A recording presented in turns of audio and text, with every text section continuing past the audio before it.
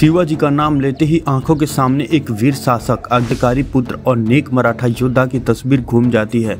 इस वीर की कथाओं में इतना असर है कि आज भी जब भारत के किसी घर में कोई महिला गर्भवती होती है तो उसकी माँ और सास उस महिला से कहती है कि वो छत्रपति शिवाजी की कहानियाँ पढ़कर अपने गर्भ में पल रहे शिशु को सुनाए, जिससे आने वाला बच्चा उन्हीं की तरह बहादुर पैदा हो।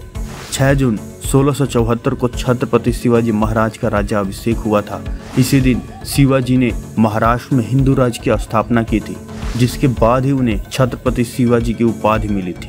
शाहजी भोसले की पत्नी जीजाबाई की कोख से शिवाजी महाराज का जन्म 19 फरवरी 1630 को शिवनेरी दुर्ग में हुआ था।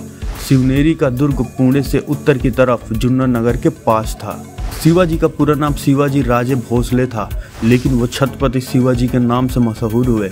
इनका जन्म पश्चिम भारत के मराठा में हुआ था तथा ये मराठा साम्राज्य के संस्थापक भी थे।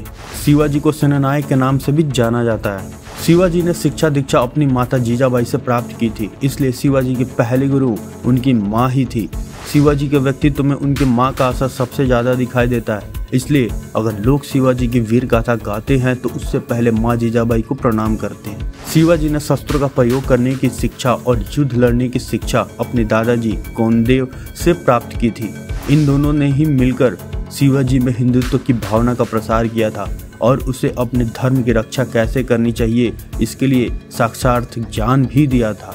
शिवाजी को माउंटेन रैट भी कहकर पुकारा जाता है, क्योंकि वह अपने क्षेत्र को बहुत अच्छी तरह से जानते थे और कहीं से कहीं निकलकर अचानक ही हमला कर देते थे और गायब हो जाते थे। इन्हें गोरखा युद्ध का जनक भी कहा जाता है।